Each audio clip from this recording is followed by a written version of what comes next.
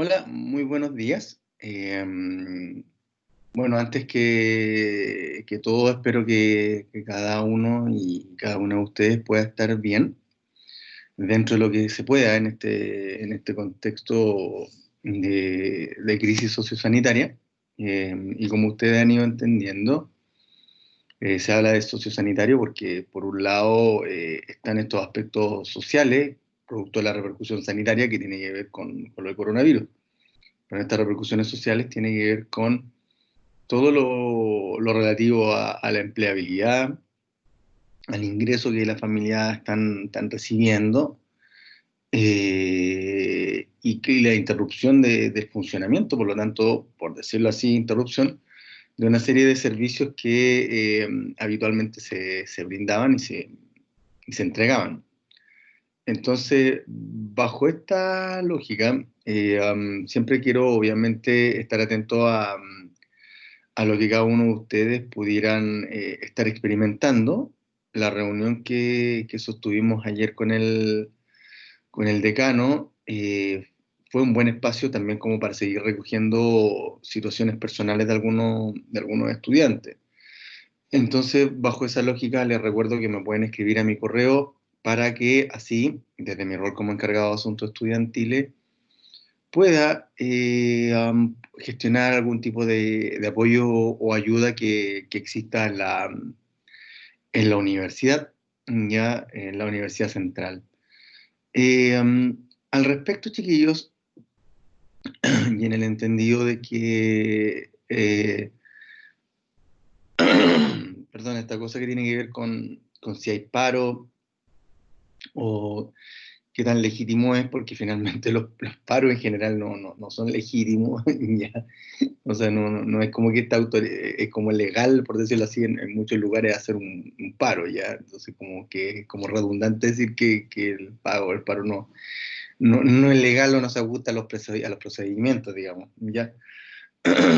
Sin embargo, eh, esta situación lleva a que, claro, y algo que es necesario aclarar con respecto a esta grabación y a la cápsula que voy a hacer a continuación, tiene que ver con que si los estudiantes deciden, en su mayoría siempre, ir a paro o entrar en una situación de paralización, son los estudiantes, digamos, quienes asumen ese rol. Los docentes, en cambio, si no nos vamos a paro, ya, o bien si la carrera, o bien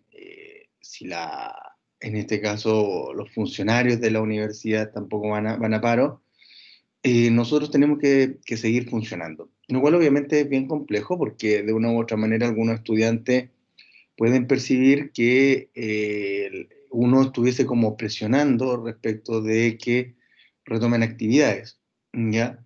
Lo cual, por cierto, no es correcto, sino que lo que tenemos que hacer, por lo tanto, es que tenemos que cumplir con nuestros contratos laborales, porque nosotros no estamos yendo a paro ya, ¿ya? Entonces, históricamente, históricamente, yo ya llevo varios años en la universidad, harto en realidad.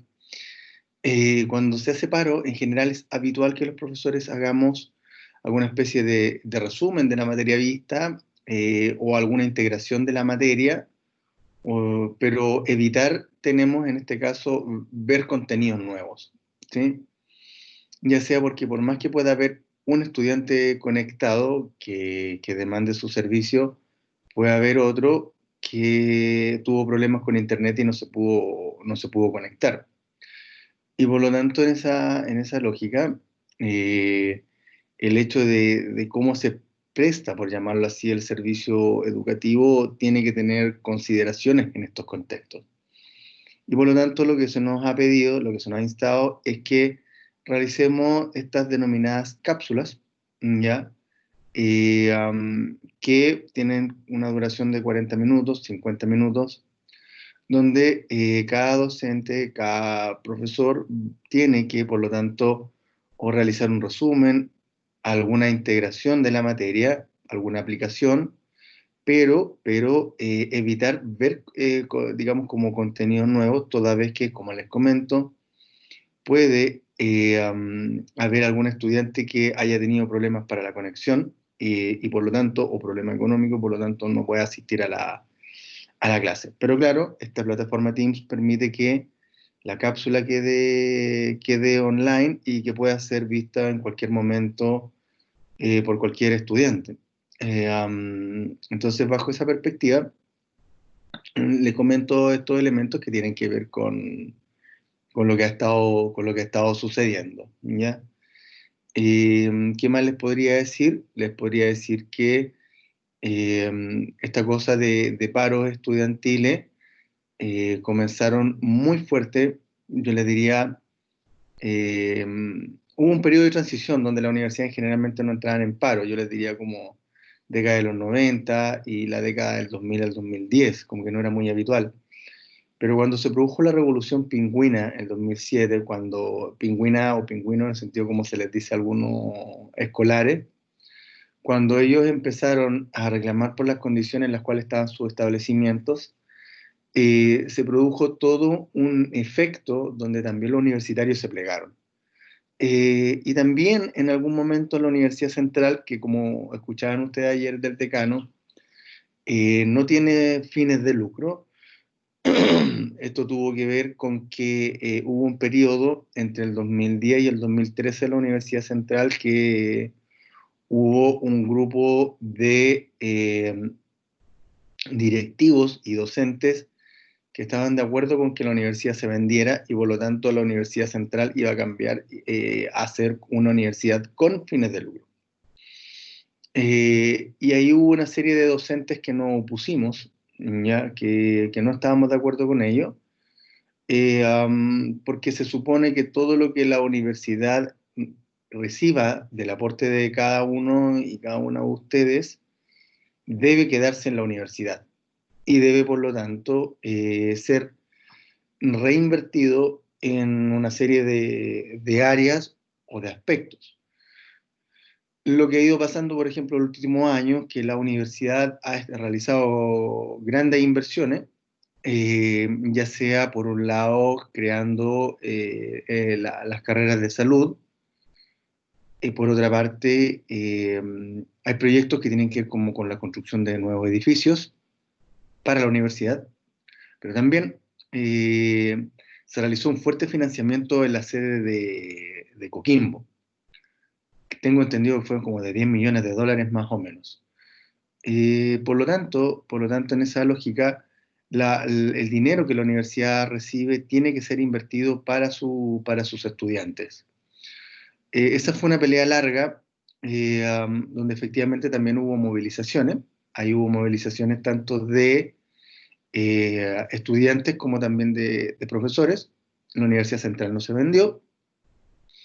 Y como no se vendió, eh, um, constituimos, por lo tanto, la universidad nuevamente en los principios de los socios fundadores, vale decir, aquellos profesores muy visionarios que pensaron en el proyecto de la Universidad Central en la década de los 80, cuando la fundaron, y por lo tanto, si se pueden hacer este tipo de acciones, ¿ya? En parte tiene que ver con que la universidad tiene esta característica, ¿sí? Se dice que es como la más pública de las privadas, pero porque tenemos esta cosa de que no tiene fines de lucro y por lo tanto los estudiantes también, no sé si decir que tengan el derecho, pero sí al menos se pueden pronunciar respecto de y averiguar dónde van los recursos, ¿sí? Tienen en esa lógica, por lo tanto, la posibilidad de expresarse y en un ambiente democrático como el de la Universidad Central, eso es posible, ¿ya? Si yo estoy de acuerdo con los paros o no estoy de acuerdo con los paros, ¿sí? Siempre va a depender de los motivos por los cuales exista, digamos, como una lucha. Eh, por lo tanto, los procesos que vive esta universidad, que ya son procesos históricos, han habido movilizaciones anualmente por uno y por otro motivo. Una de las movilizaciones, por ejemplo, consiguió que las señoras del aseo fueran contratadas, ¿sí? Y fueran parte en este caso, de la planta de la universidad y por lo tanto recibieran sus remuneraciones y una serie de derechos laborales que en general la gente que trabaja en personal de servicio, como le llaman a veces, o haciendo aseo, no tienen en otros lugares. Este año, por ejemplo, apareció que la USACH había realizado la contratación de las señoras del aseo, lo cual fue muy aplaudido, por cierto, por la ciudadanía. Sin embargo, la Universidad Central lo estaba realizando ya hace 3 4 años atrás. Y también, a su vez, con todo esto que tiene que ver con cómo se van usando los recursos, ¿sí? Se han estado destinando más becas de las que se estaban destinando los años anteriores.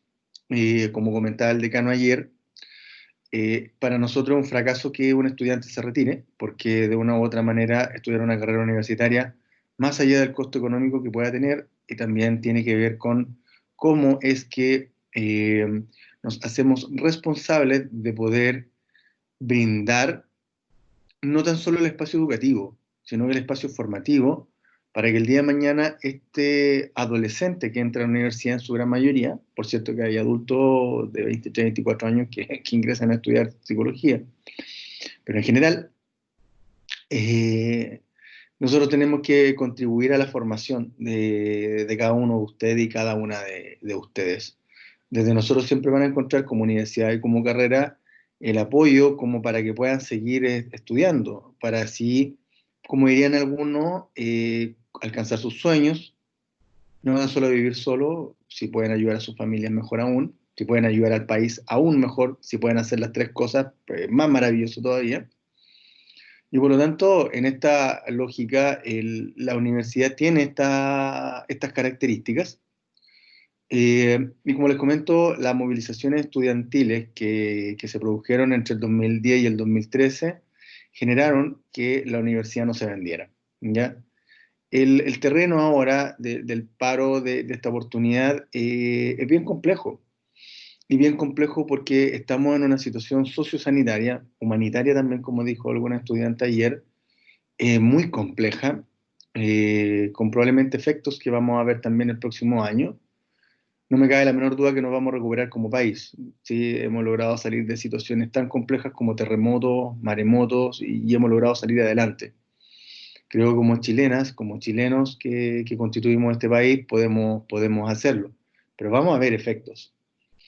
Y por lo tanto, en este formato es esperable que algunas personas, por cierto, puede que no tengan ningún problema, pero otros que sí. Y esto tiene que ver con que en la vida universitaria ustedes se van a ir encontrando con compañeros que tienen familias que pueden ser millonarias, ¿sí? Y a veces incluso hasta son como los más tranquilos, me refiero en términos de no andar jactándose de lo que tienen sus familias, ¿ya? Pero también nos podemos encontrar con compañeros o compañeras que tienen hartas dificultades económicas. Es la variedad, por llamarlo así, de la experiencia universitaria, y donde nosotros desde allí empezamos, por lo tanto, a aprender sobre la importancia del respeto a pesar de las diferencias socioeconómicas, ¿sí? Y por lo tanto, bajo esa lógica, bajo esa perspectiva, siempre va a ser necesario que como parte de nuestra formación también nos preocupemos de aquellos que tengan más dificultades, ¿sí? La carrera de psicología tiene una vocación y que es en este caso velar, potenciar, estimular el desarrollo de las personas lo más posible. Y por lo tanto, en esa lógica, por cierto, aliviar el sufrimiento, ¿ya? O tratar de transformar realidades. Pero en esa lógica, el desafío, por lo tanto, que nosotros tenemos es que tenemos que buscar la forma de mejorar la calidad de vida y tenemos que partir, por lo tanto, desde, en este caso, nuestra experiencia universitaria, ¿ya? Como se lo planteé hace unas semanas atrás, la universidad y en particularmente la carrera de psicología están a cargo de lo que se llaman los trabajos de salud rural, los TSR, que históricamente se han estado desplegando desde la carrera de psicología y donde también se forma una línea de trabajo con otros compañeros o compañeras de otras universidades y de otras carreras. participan chiquillos de medicina de la Universidad de Chile, participa gente de enfermería de la Católica, participa, si no me equivoco, también, o sea, gente de los USACH participa también, no sé si son de enfermería, ¿ya? Pero allí en la universidad es la que ha ido, en este caso, y los chiquillos de psicología liderando eso, porque hay un compromiso que tiene que ver con el apoyo a, en este caso, lo social. Ya tenemos esa fuerte vocación. Y por lo tanto, bajo esa lógica, bajo esa perspectiva, eh, las charlas o los conversatorios o los encuentros como el que se realizó ayer permite recoger más información ya respecto de cómo pueden estar pasando algunos estudiantes. Así que en esta lógica, este es parte del contexto de la Universidad Central de Chile, la que, como yo le he comentado, fue la universidad en la cual yo estudié y en la que me he ido desarrollando como académico. Por cierto, que he hecho clases en otras universidades también, y unas muy prestigiosas. Pero, por otra parte, bueno, ya hice clases en la Chile en medicina, ya por si en algún momento se quiere como aclarar un poco más. Pero en esa lógica, ya el tema está en que este tipo de situaciones y de paro se dan, ya todos tenemos derecho a expresarnos. Siempre es bueno escuchar la opinión de la comunidad, sí. Y por lo tanto, más allá de lo legítimo o lo ilegítimo, lo importante siempre es que voten. Y voten si están de acuerdo con el paro o no, si están de acuerdo con que se hagan evaluaciones o no, pero tengan un rol participativo que permita, por lo tanto, que la representatividad corresponda a la mayoría de las personas, ¿ya? Como parte del ejercicio democrático y como ciudadanos que somos, ¿ya? De hecho, la universidad, parte del perfil que tiene que ver con que eh, ustedes deben, como parte del sello, o dicho de otra forma, dentro de todas las cosas, con qué más tienen que salir, con un compromiso con la ciudadanía. Y eso involucra, por lo tanto, que ustedes también como ciudadanos, dentro de una universidad, también puedan ejercer su derecho democrático a voto, ¿ya? Eh, Así que los insto a que los procesos de votación participen y por lo tanto, para que participen, eh, tengan que ejercer su derecho a expresar su opinión y por lo tanto, en esa lógica, ser considerado como en los recuentos. Por lo tanto, no puedo pasar materia nueva hasta que se deponga el paro, lo que no quiere decir, por cierto, que haga una pequeña cápsula, que es lo que voy a comenzar a hacer a continuación, ¿ya? A ver, chiquillos y a ver, chiquillas, parte de la formación, digamos, como psicólogo y como psicólogas, tiene que ver con que ustedes van a ir pasando por distintos años con diferentes complejidades, ¿ya? Pero uno de los elementos transversales que se dan en la formación en la psicología tiene que ver con que ustedes tienen que desarrollar en la carrera lo que se conoce con el nombre de una precisión conceptual. Y esto tiene que ver con que en algún momento, en esta etapa de primer año, autores como Freud, ¿ya? Y como Skinner, a lo mejor uno no tenga muy claro cuáles son las epistemologías a las cuales cada uno de ellos adhiere. Y por lo tanto, cuáles son las paradigmas, cuáles son las teorías y cuáles son los conceptos centrales de cada uno de ellos. Y es esperable porque recién están estudiando psicología. Ya, sin embargo, cuando lleguen a quinto año se van a dar cuenta que Freud y Skinner hablan en idiomas diferentes. Y por lo tanto, ven al ser humano de formas diferentes. Como lo ven, perdón, de forma diferente, van a explicar los tratamientos o el origen de los problemas de formas diferentes. Freud lo ve desde dentro de las personas, Skinner lo veía desde fuera de las personas. Vale decir que hay causas internas, de acuerdo a Freud, que producían nuestros problemas psicológicos. En cambio, para Skinner, las situaciones ambientales eran las que producían los problemas en las personas. Entonces, muchas veces, cuando comienza uno, por lo tanto, a estudiar psicología, estas distinciones conceptuales al comienzo son más complejas de realizar porque uno está entrando recién a estudiar una carrera con un determinado perfil.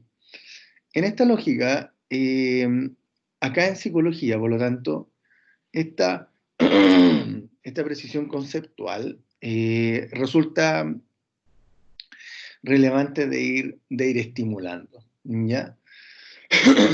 Y cuando digo que resulta crucial ir estimulándola, tiene que ver con que uno de los conceptos con los cuales ustedes van a tener que empezar a convivir es con el concepto de comportamiento, ¿ya? En general, la mayoría de las personas tiende a decir de que los psicólogos estudiamos la mente de las personas. Y cuando uno habla de que lo que uno estudia es la mente de las personas, uno lo que supone, por lo tanto, es que el comportamiento de las personas, por lo tanto, todo surge en la mente y todas las explicaciones de lo que nos pasa están en la mente, ¿ya? Sin embargo, lo que empezó a suceder tiene que ver con que los diferentes estudios empezaron a mostrar que también habían causas en el ambiente, ¿ya? Hoy día, digamos, actualmente en la psicología, se toma en cuenta que tanto los aspectos internos como externos que pueden causar nuestro comportamiento nos van a ir influyendo y van a, por lo tanto, producir determinadas cosas en cada uno de nosotros, ¿ya? Por lo tanto, hoy día uno se puede encontrar con que hay situaciones en las cuales hay libros que mencionan el estudio de los procesos mentales, sin duda, pero también siempre incorporan la dimensión externa, ¿ya? Por lo tanto, en esta lógica, lo que ustedes tienen que salir, digamos, o al terminar este curso, con que ustedes van a tener que decir que la psicología estudia el comportamiento de las personas, ¿ya? ¿Se va entendiendo hasta ahora? El tema está en que cuando hablamos de comportamiento, mis estimados y estimadas estudiantes, hablamos que existen aspectos internos del comportamiento y aspectos externos del comportamiento. Dicho de otra forma, y como parte de la precisión conceptual, ustedes van a decir que hay aspectos de nuestro comportamiento que son no observables, vale decir, desde fuera no logro ver qué es lo que pasa por dentro de las personas, pero también existen aspectos observables del comportamiento y que por lo tanto yo puedo ver, puedo analizar, puedo registrar, puedo describir. Estos aspectos no son menores en el estudio de los seres humanos, porque los procesos psicológicos son fenómenos internos, ¿sí? Es difícil que uno vea el rendimiento intelectual de una persona. Vale decir, uno puede ver que una persona, por ejemplo, no sé, tomó una decisión muy inteligente, pero no quiere decir que esa persona pueda ser inteligente en todas las áreas de su vida. O que si hay algún muchacho que, por ejemplo, es más despierto, comillas, es más vivo, ¿ya? Y por lo tanto siempre anda como despierto a algunas cosas, no necesariamente quiere decir que pueda ser un buen estudiante en el sentido de que tenga hábitos de estudio, ¿ya? Perdón, la inteligencia en esa lógica eh, tiene estos elementos y por eso la importancia de los cuestionarios, de los test psicológicos. Bajo esa lógica, para llegar, por lo tanto, a este tema como del comportamiento, pasaron varios siglos, ¿sí? Para llegar a esta distinción conceptual. O sea, en el último siglo, o en el siglo recién pasado, se hicieron avances significativos en psicología, muy, muy, muy, muy, muy grandes.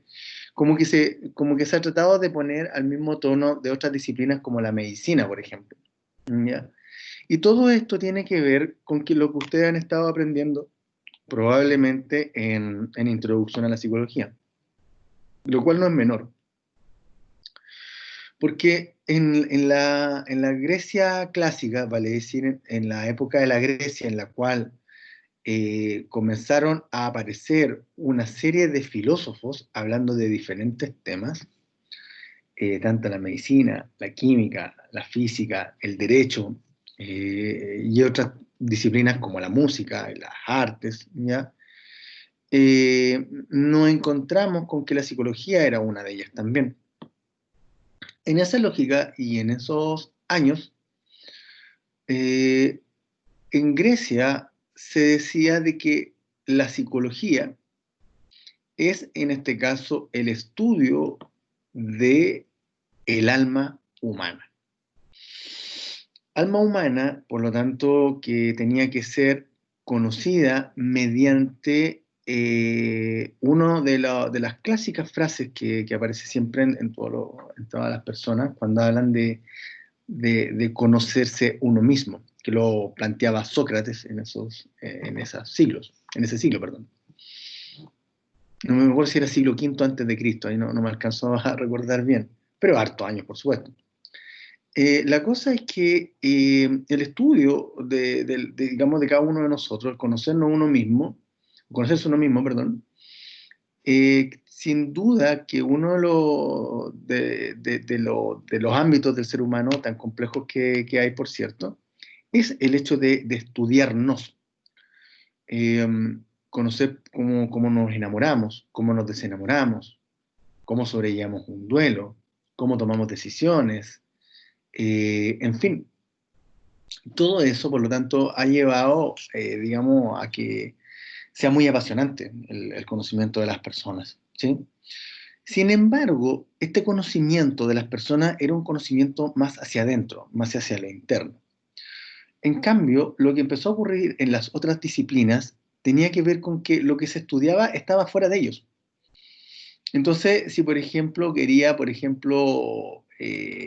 curar una herida, la herida se veía y por lo tanto se podía observar de mejor forma cómo la herida evolucionaba, qué procedimientos servían más. ¿Sí?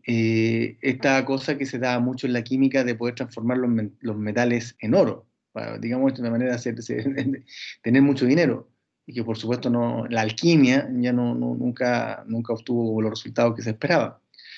Pero todas las disciplinas comenzaron a avanzar y a desarrollarse. De hecho, hasta en el ámbito de lo legal, ya lo judicial, el derecho, ya, todavía tiene gran parte de su, no sé si gran parte, a lo mejor me puedo equivocar acá, pero sí sé que ellos tienen un ramo que se llama Derecho Romano, ¿ya? Y por lo tanto, claro, todas las disciplinas comenzaron a avanzar. En cambio, la psicología solamente estaba destinada como al cultivo ya de lo que era el conocimiento interno. Y obviamente, una de las cosas que se pretendía allí era que en la medida en que yo era más experto en mí mismo, podía ser más experto también en el comportamiento de los demás. ¿Ya? Sin embargo, los libros, ya las investigaciones, los experimentos en las otras disciplinas seguían avanzando y avanzando considerablemente. Sin embargo, la psicología que empezó a quedar un poco más atrás.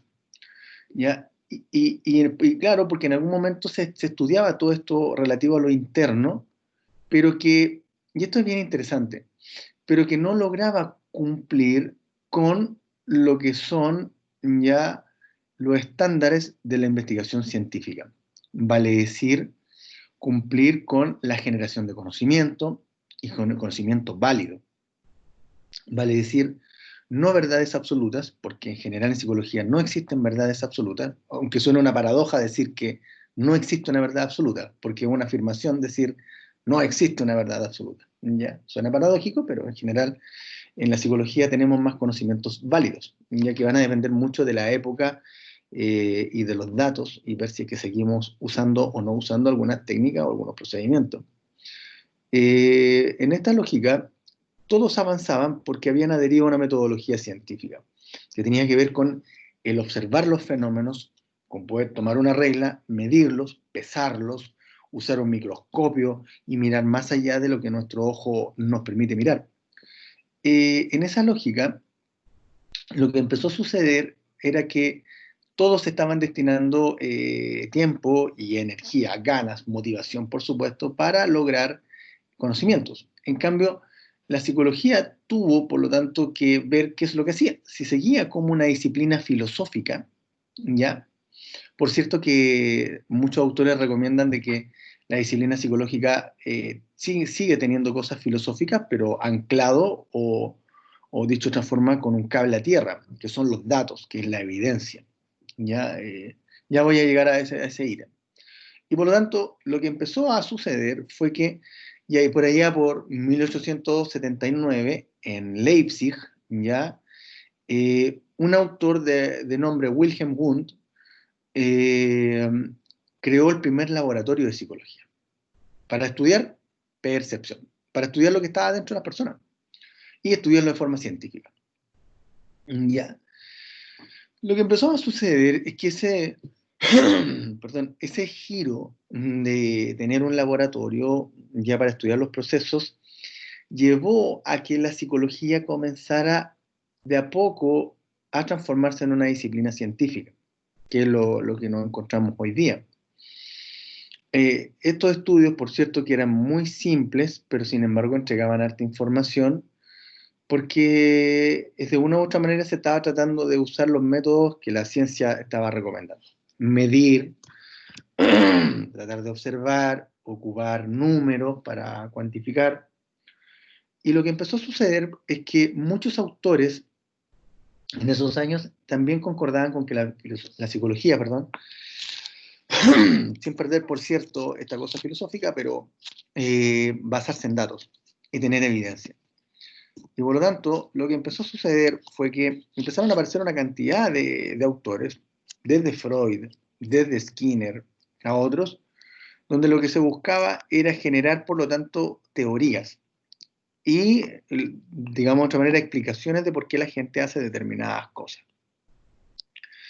Lo que empezó a suceder es que en las primeras décadas, perdón, del siglo recién pasado, se empezaron, por lo tanto, a generar una serie de investigaciones que generaron un conjunto de teorías, algunas de las cuales hasta el día de hoy existen. Y por lo tanto, esta cosa de estudiar la percepción en esos años, con lo de Wilhelm Wundt, con el método de la introspección, esta cosa como de irse para adentro e inspeccionarse internamente. También, por cierto, después todo esto evolucionó y también uno inspecciona externamente, ¿ya? La extrospección. Lo cierto está en que empezaron a avanzar las investigaciones y se empezó a avanzar también respecto de los estudios de estos fenómenos internos, donde se empezaron a dar cuenta de que no tan solo estaba la percepción, sino que estaban otros procesos desde la emoción, la inteligencia, la atención y la concentración, el pensamiento, el lenguaje, ya, los estados de conciencia, incluso hasta estudiar los sueños. Por lo tanto, todo esto comenzó a avanzar de tal forma de que se empezó a hacer, en la medida que por supuesto todo empezó a avanzar, en hacer estudios científicos de los procesos psicológicos. Y es así como, por ejemplo, se empezaron a desarrollar test o cuestionarios o instrumentos. Ok, no teníamos un microscopio para ver a las personas, pero sí teníamos papel, lápiz, para que las personas anotaran sus respuestas a determinadas preguntas, que es lo que pasa con los cuestionarios. ¿Ya? Y a veces estos cuestionarios son como que se dividen la respuesta entre totalmente de acuerdo a totalmente en desacuerdo, como totalmente de acuerdo, no sé, desacuerdo, totalmente en desacuerdo. Probablemente alguno de ustedes tiene que haber contestado alguna encuesta así alguna vez. En esa lógica, lo que nosotros empezamos a observar, por lo tanto, es que se podían estudiar los fenómenos internos. Ya se creó, por ejemplo, el test para medir inteligencia, la escala de Bechler. Bechler, el apellido, digamos, como del autor que la creó, tanto para niños como para adultos. Y hoy día nos encontramos con que ya el test va en su quinta versión y cada vez se va mejorando y cada vez se va perfeccionando. ¿Ya? Es un test que difícilmente se equivoca en estimar nuestro rendimiento intelectual. ¿Ya? Se crearon otros test también, por ejemplo, para medir personalidad, como el test de Rorschach, que es el test de las manchitas, que en algún momento ustedes tienen que haber visto por allí. Y así, una cantidad de test y de cuestionarios enormes que nos permiten, obviamente, poder tener un estudio del comportamiento de las personas de manera más completa y que nos permite tomar decisiones. Entonces, por ejemplo, en el caso del test de inteligencia, es muy usado en el ámbito escolar, ¿sí? Y es muy usado porque se supone que el rendimiento intelectual muchas veces se puede encontrar relacionado con el rendimiento escolar. O sea, rendimiento intelectual puede influir en el rendimiento escolar, si es que lo dije mal, ¿ya? Hay, por supuesto, explicaciones que tienen que ver como con los hábitos de estudio y cómo es que se estudia y cuánto tiempo se estudia y en qué lugar se estudia y si uno es más visual, digamos, como en este caso de cómo uno capta la información, ¿ya? Y uno registra visualmente o uno tiene que aprender haciendo. En fin, existe una serie de estilos de aprendizaje, que técnicamente se llaman así. Sin embargo, lo que uno comienza, por lo tanto, a ver es que el uso de este tipo de test influye e incide mucho en si, por ejemplo, los niños entran a los programas de integración escolar, los famosos PIE. Y en esa lógica, hay estudiantes que su rendimiento intelectual es un poco menor o es más lento. Y como es más lento, no aprenden al mismo ritmo que los compañeros y se pueden quedar atrasados. Y los PIE incluso tienen toda una metodología, porque el niño no estudia en un colegio especial por lo general, sino que está con el resto de sus compañeros y en algunas asignaturas lo llevan, sale de la sala y se va a otra salita para que esté con el psicopedagogo que le está explicando las cosas de forma más personalizada, más individualizadamente. Y después el muchacho vuelve a su colegio. Y esto tiene que ver con que la investigación mostró de que cuando los niños no tienen un buen rendimiento y por lo tanto son cambiados de colegio, pueden resentirlos afectivamente y por lo tanto su autoestima, su capacidad de independencia, de autonomía o de logro va disminuyendo. Y como va disminuyendo, obviamente son chiquillos que lo pasan muy, muy mal. Entonces hoy día los programas de integración escolar funcionan muy bien en general y donde, como les comento, para ingresar a eso se tiene que realizar previamente una evaluación intelectual. No puede entrar nadie sin que se haga esa evaluación. Y esa evaluación, como les digo, permite conocer el rendimiento intelectual del estudiante y por lo tanto, en esa lógica, permite que el chiquillo ingrese a este programa, logre alcanzar los aprendizajes que se desean y por lo tanto, como se logran, digamos, como estos aprendizajes, el muchacho sigue pasando de curso y como parte de una metodología. ¿Sí? Y como que el resto de los compañeros entiende que va al pie porque le cuesta aprender más, nomás, pero no es más tema. Han funcionado muy bien. Y claro, allí, por ejemplo, hay un uso muy práctico de los test de inteligencia. Pero, por ejemplo, en otros contextos como los tribunales de familia, las evaluaciones psicológicas para ver, por ejemplo, la competencia parental, vale decir qué tan buen papá puede ser alguien, o una competencia marental, qué tan buena mamá puede ser bien, se mide mediante cuestionarios, se usa el test de Rorschach, y va entregando una serie de información respecto a cómo es que las personas van funcionando.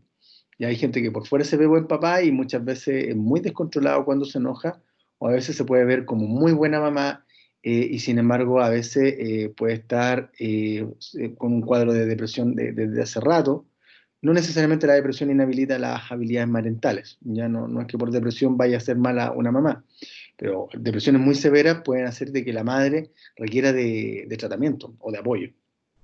Entonces, la toma de decisiones de los jueces se basa en los test psicológicos.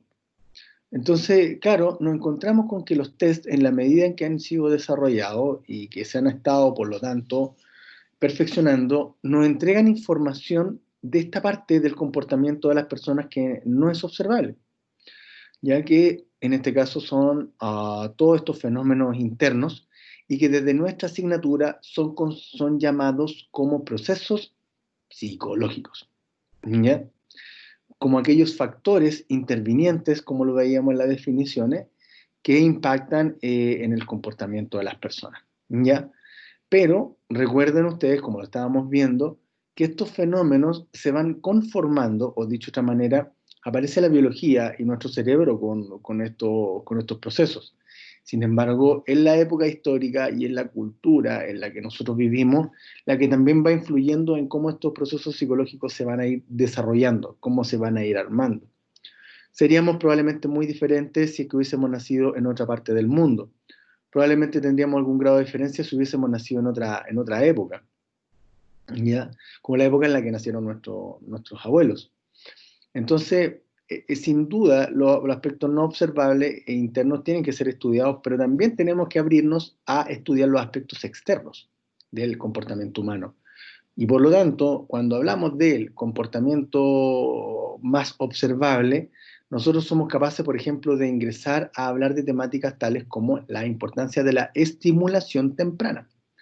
Vale decir, qué cosa le decimos a un niño, cómo hacemos para que una guagüita aprenda a caminar, si le decimos cosas, en este caso, frases afirmativas, que refuercen la autoestima de los niños, o si, por ejemplo, en el caso de la adolescencia, vamos mostrando comportamientos de apoyo, ¿ya? O dándole seguridad al adolescente respecto de las cosas que ha ido haciendo, lo que le está ocurriendo. Entonces, todos esos aspectos se encuentran fuera. Depende, por lo tanto, mucho de la familia en la cual nosotros vivamos, el cómo se pueden ir desarrollando nuestros procesos psicológicos, que probablemente se pueden seguir desarrollando. Y es, de hecho, eso es lo que tiende a pasar. Entonces, muchas veces lo que nos vamos a ir encontrando tiene que ver con que la cultura y el momento histórico nos van a influir. El tipo de colegio donde estudiamos no da lo mismo. El tipo de comuna o el tipo de barrio en el que vivimos no da lo mismo. El tipo de amigos que hemos tenido, el tipo de compañeros que hemos tenido, no dan lo mismo. Sin duda que van a influir, por lo tanto, en nuestra conformación como persona y desde la perspectiva del curso también van a aportar a la conformación de los procesos psicológicos. Si yo termino confiando en las personas o no, ya los seres humanos tendemos a establecer relaciones de apego y de cariño con las personas, la gran mayoría de las veces, y la gran mayoría de las personas, no todos, pero la gran mayoría sí. Eh, pero depende mucho también de esta capacidad que puede venir biológicamente predeterminada de los contactos que tengamos y con quienes hayamos tenido contacto en la vida. Y si hemos tenido amigos que se han guardado los secretos que nosotros le hemos contado, o bien si lo empezaron a socializar por las redes sociales nuestros más íntimos secretos. Y ahí, por lo tanto, tengo una experiencia que puede influir, por lo tanto, en lo que yo voy a experimentar y si me apego o no me apego a las personas. Entonces, nuestro curso, por lo tanto, va a seguir incorporando estas dimensiones internas y externas del comportamiento, porque como les digo, parte de la precisión conceptual que tienen que desarrollar, y para ir terminando esta cápsula, tiene que ver con que estudiamos el comportamiento de las personas desde la psicología. Nuestra asignatura, por lo tanto, lo que hace es estudiar los componentes no observables del comportamiento, en este caso los procesos psicológicos que residen internamente, pero que pueden ser estimulados o bien inhibidos también desde lo cultural, desde lo histórico, desde la familia, desde el barrio o desde los colegios en los cuales hemos estudiado. ¿Ya? Así que esta cápsula la voy a subir, la voy a dejar en el aula para que puedan, en este caso, poder verla cuando puedan. Como les dije, los docentes somos respetuosos de los procesos de movilización estudiantil cuando ingresan a paro, pero nosotros, claro, como personas que estamos contratadas, no hemos ido a paro, y como no hemos ido a paro, tenemos que continuar con nuestras actividades dentro de lo cotidiano. Y por lo tanto, no podemos pasar materia nueva, pero sí podemos hacer estas cápsulas y esta integración de la materia. Chicos y chicas, que tengan un muy buen día y cualquier cosa estamos en contacto por mi correo. Que estén muy bien. Adiós, chiquillos, cuídense.